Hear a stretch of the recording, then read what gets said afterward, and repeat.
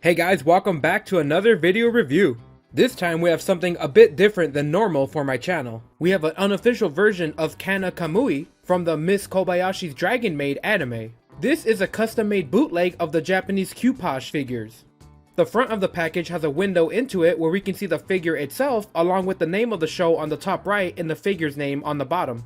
On the back we can see some art of the character Kanna, and on the sides we have some more art. On the bottom we have a lot of text in Japanese, and using the Google Translate app I was able to see that it was just more warnings about choking hazards and the quality of the figure. She comes out easy and neatly out of the box. She's wrapped in 2 shells of hard plastic keeping everything in place. This is Kanna from the anime Miss Kobayashi's dragonmaid. She's a dragon who uses magic to transform into a human-like form in order to live among humans. The show is mainly a slice-of-life comedy about dragons trying to fit into a human world.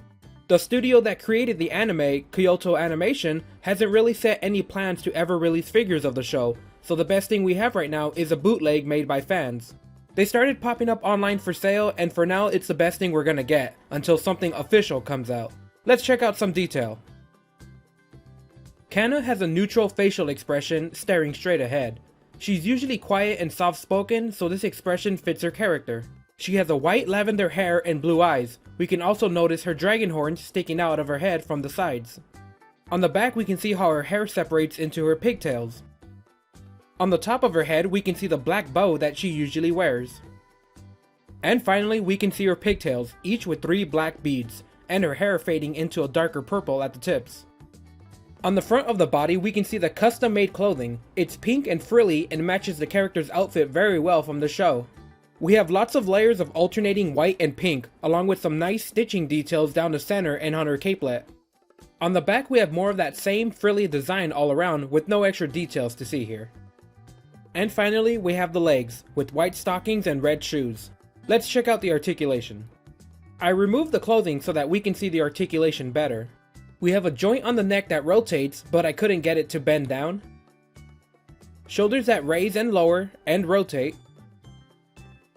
A bending and rotating elbow.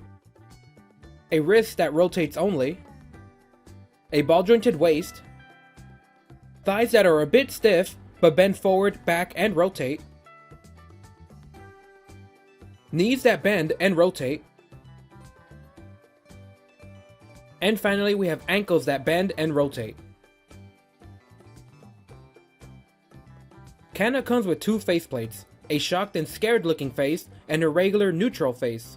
They pop off easily, not much pressure or pulling is required, and they align back into place, making it for a quick and easy swap. Kanna comes with a pair of hands that can hold things, and an extra pair of closed fisted hands. To swap the hands, you easily pull them off and fit the other pairs back into the socket. She also comes with her dragon tail, made of a bendable wire and is very fuzzy. The end has a little white end that attaches to a socket on the lower back. You can then bend the tail to get out of the dress's way. Her shoes have a little metal magnet at the bottom of her shoe. This will help her stand on the base later. To put them on you have to really get in there and stretch out the top part of the red lace. It won't fit normally, but it stretches quite a bit for a tight fit. Kanna also comes with a metal base. It's very shiny and has a large piece of polished metal in the center. When you place her on it while she has her shoes on, she sticks on pretty well to the base. You can get her into some very nice dynamic poses this way. I honestly wish more figures came with this feature. The base also comes with a few accessories of its own. It comes with the arm and claw. You can tighten them up with the screwdriver and really secure the figure into place. And even though Kanna doesn't need it to stand up on her own, you can use it to put her in the air. Overall, for a fan-made bootleg figure, it's pretty impressive. The custom clothing and accessories really do look like the character from the show. Some of the details are off, but nothing too noticeable, and for the price this figure is actually a great deal for the clothing and custom faceplates alone. The only part of this figure that's actually a knockoff is the body. Some of the joints were a bit stiff and some felt loose. The plastic didn't feel that great. If you're really dedicated to having the highest quality figure, you can buy an official replacement Cu-poche body and all of the problems of this figure would be solved.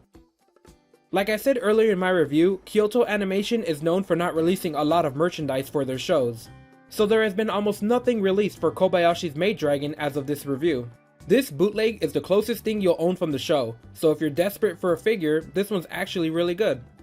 I don't normally watch or collect anime, but seeing as this bootleg was really well done, the price was cheap, and the show is actually pretty fun to watch, I took a chance and ordered this figure. It actually came out really well, surprisingly, and if you're interested in getting this figure for yourself, hit up eBay, there's a few sellers still up. Alright guys, that'll do it for me. I promise I'll get back to posting some regular stuff soon, and you'll know where to find it. Thanks for watching.